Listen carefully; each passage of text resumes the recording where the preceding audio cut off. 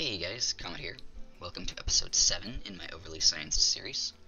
In the last episode, we implemented this cooling solution for my base here. And in this episode, I want to try and find some volcanoes, because I know there's some volcanoes on this map, so it's going to require a lot of digging. I need to explore a lot more of the map and see what I can find. And then once I find a volcano, I will go over how I like to set up the taming apparatus. It's derived from one of Tony Advanced's designs, and I'll leave a link to that. This is something you need to watch out for when you're working with the magma biome. This abyssalite here is over 1600 degrees Celsius, and so as this polluted water falls down onto it, it should be cooling off the abyssalite, but it's not, and the abyssalite really, in theory, should not be transferring any of its heat into the water, but it's turning all of that polluted water into steam down here. So I'm putting in these ceramic tiles here to insulate the abyssalite, which should be insulated. I know this is a bug in the current build. Watch out for this. The other thing I should do now as well, since I have my dupes going all over the place, and since I have the plastic for it, I'm going to put in plastic ladders down the center, and I'm also going to put in the main transport tube. The way I like to do it is I have the ladders here on this side, and then this I turn into the tube. And then I just put in some mesh tiles here, 3 wide.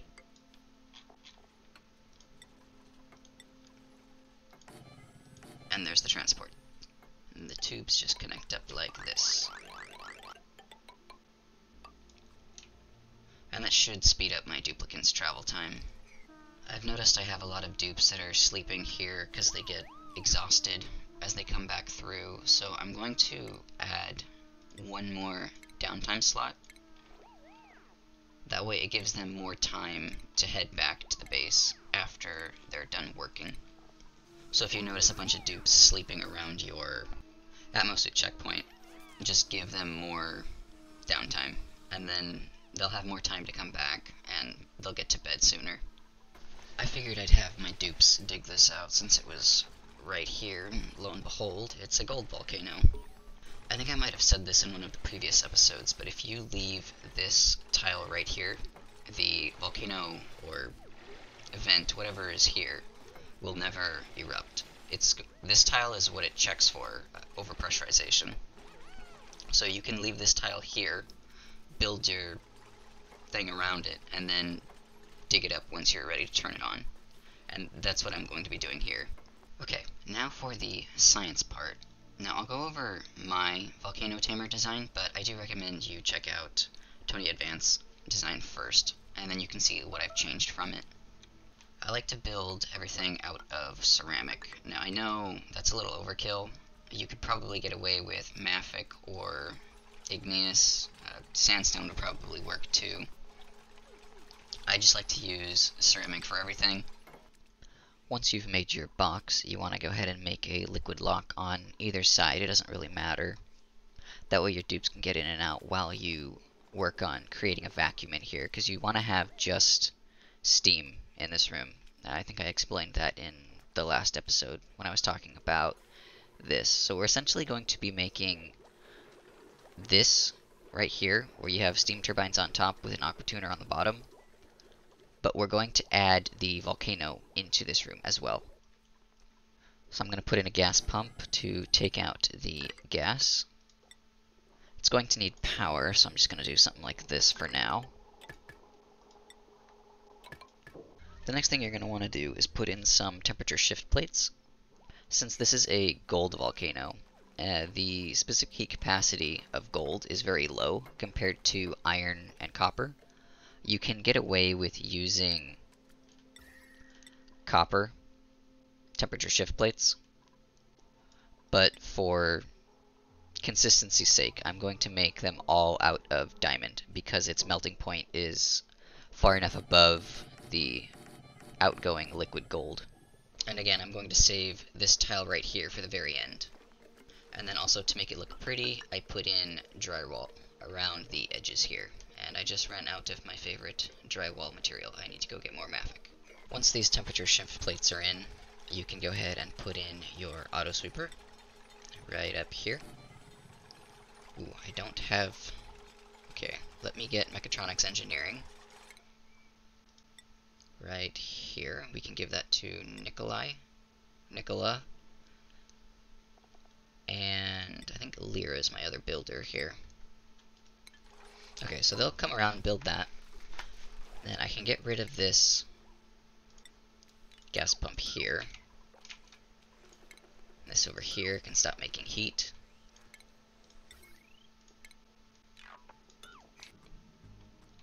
Then for the conveyor rails, I make them out of steel.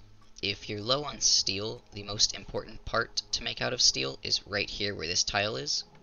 So you could make everything out of iron ore, and then right here have this one be steel, because that is where the molten metal is going to be ejected from the volcano. And so you want this part right here to be steel. And also, if you're low on diamonds, this is the tile that's the most important to make out of diamond. You can make the rest out of copper or iron. But for consistency's sake, again, I'm going to make all of this out of steel. And I'm going to skip this tile here, so that we don't turn the volcano on quite yet. Now for plumbing, you want to put a liquid vent here and here, and then run some insulated piping. I like to hide my pipes in the walls.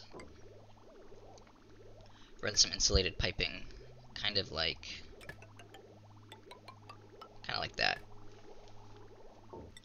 The steam turbine is going to go right here on this side. The power transformer is going to go up here. That's going to be in the same room as this steam turbine, so they will be cooled off together by the aqua tuner that we're going to put down here.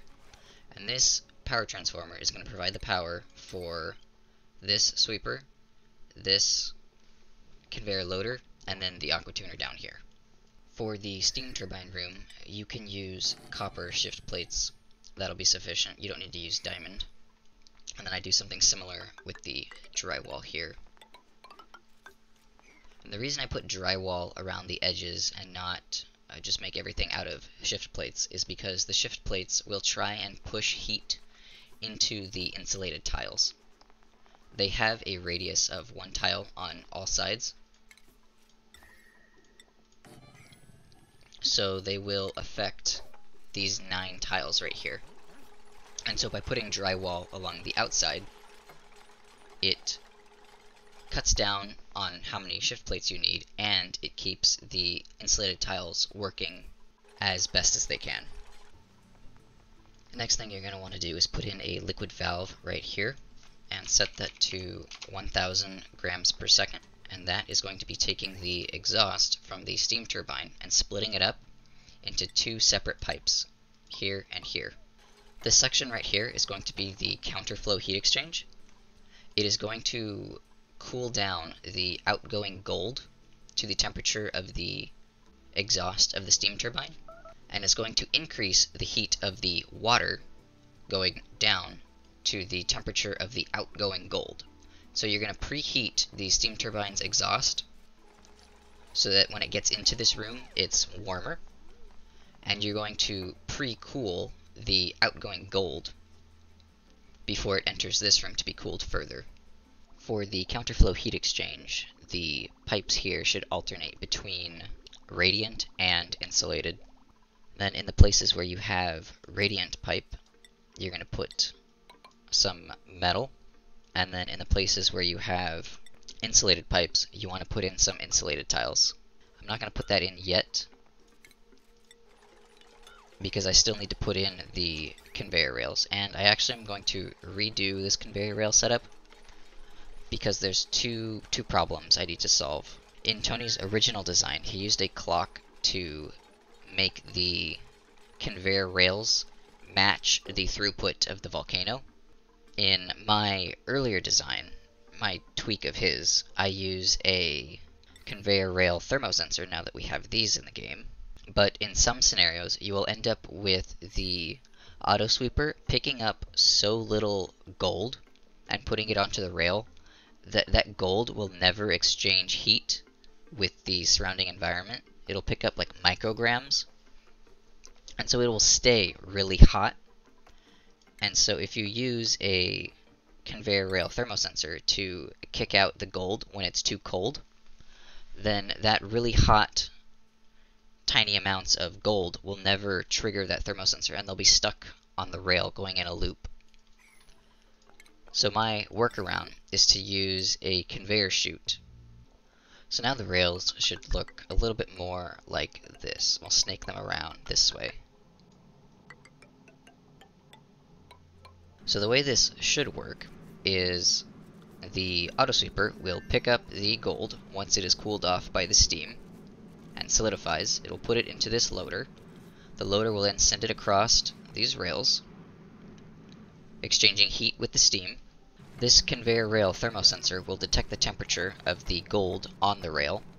If it is too cold, then it will activate this conveyor shutoff, allowing the gold to go through this counterflow heat exchange up here. If not, it will then be sent through this chute right here and dropped back down. You may be thinking, well, how does this actually solve the problem? Because if you have a tiny amount of gold on this rail, it won't activate this. It will get dropped off by this chute, fall back down here. This will pick it up and put it back into the conveyor loader, and it will go on its loop again. If that is just by itself, yes, it won't solve the problem. But once the volcano makes more gold, that gold falling down, those tiny amounts, will add up together and be combined. That way, that gold will eventually leave. If it's done in just a loop where you don't have this chute and you just pipe this back down this way, then you will end up with a bunch of sections of your rail having micrograms of gold that will never exchange heat with the surrounding environment, and so you'll clog up the rail. By allowing them to drop out and then recombine on the ground or within the conveyor loader, you give them a pathway to exit. This does require slightly more power because this autosweeper will be used more often, but really this setup is to cool down your gold, not necessarily for extra power. For the conveyor loader, you can just go ahead and set it to all material. Now the aqua tuner, the plumbing overlay looks something like this. You have the bypass here. This will go up and then through this bridge right here. That's where it changes to radiant liquid pipe. Just zigzag it like this. And then once I get some more ceramic, this will come down this way and go into there. Then the thermosensor that turns the aqua tuner on and off will be right here, and I need more iron for that, so I'll wait for more iron. Similar to what I did up here where I have this bypass, I'm going to need to put in a bypass right here. So that's two bridges like this, and then just cut the connection between those two pipes right there. And that will give you a single bubble buffer that allows this bypass down here to work. So for the conveyor rails through the counterflow heat exchange, I'm going to snake it up through this way like that, and then it's going to go through this room for the final cooling. So something like that. Now this thermosensor is going to be what controls the temperature of this room, and therefore the outgoing temperature of your gold. I like to set it to be about 25 degrees because it also determines the temperature of this heavy watt conductive joint plate, which will then determine the temperature of the atmosphere out here. And so you don't want to have this aqua tuner trying to cool off this atmosphere. So the warmer that you're willing to accept the outgoing gold, the more efficient this whole thing will be because you're using less power on this aqua tuner to actively cool down this room. The other thing you're going to need to do is either make this liquid valve out of steel or put it in a vacuum. I am going to put it in a vacuum. So I'm going to vacuum out this whole room, and then I'm going to seal this up right here, and then I'm going to put hydrogen in this room. Oxygen is okay. You can use pretty much any gas but chlorine or carbon dioxide, but hydrogen just gives the most thermal conductivity. So I'm going to use hydrogen here. So to do that, you just make this extra wall here, and then create a liquid lock right here. And it looks like this volcano is dormant now, so I'm going to go ahead and finish off everything that I was going to do in here. And it's okay to leave debris in here, it doesn't matter, it's going to be picked up by the auto sweeper anyway. Now that this has been analyzed, I can seal this up, get rid of this liquid lock, and then I want to put in a bridge right here. This is where you can fill up the cooling loop. And Lyra has just trapped herself. Brilliant.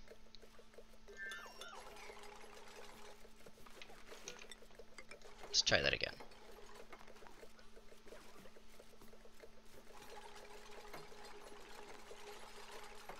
There we go. Okay. Now I'm going to leave this liquid lock here until I know everything is up and running, because I don't want to have to put it back in. And the other thing we're going to need is some of this hydrogen. Like I said, I like to use hydrogen in my steam turbine room because it offers the most thermal conductivity out of all of the gases.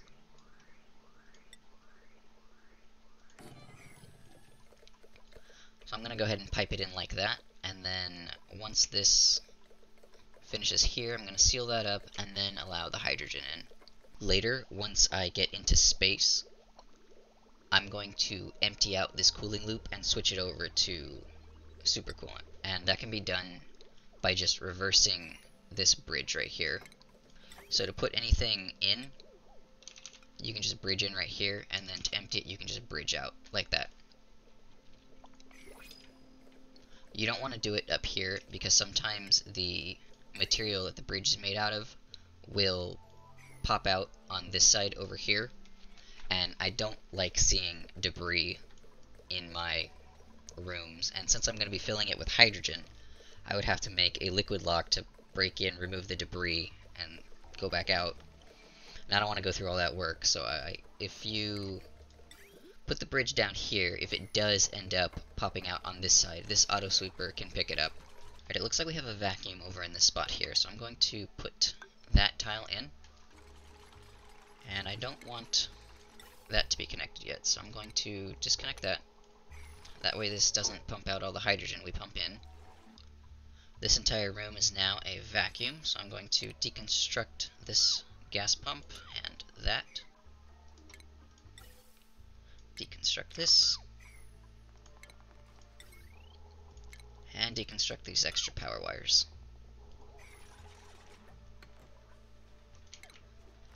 Sweep up all the junk, and then put that back in.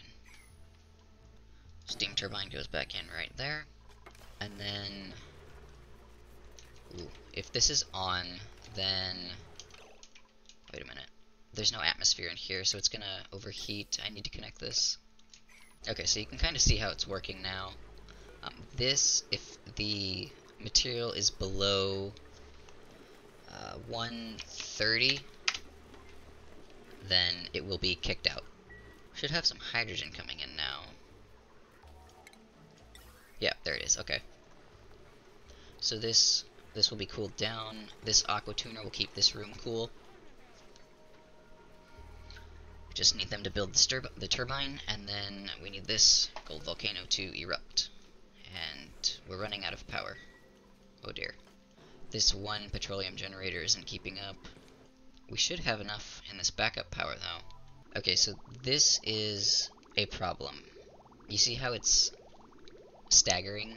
If this happens to you, what you need to do is deconstruct this bridge, and then get a dupe over here to empty out one bubble. It's okay. So then you're going to cancel it once they empty one thing, and then that should return the loop to full throughput. And letting this auto sweeper work in a vacuum will eventually overheat it, so I need to monitor its temperature. Once this aqua tuner heats up this water down here, it will turn into steam, and then this auto sweeper will be kept cool by the steam. But it looks like I won't have to bother with that now since all of the debris is gone.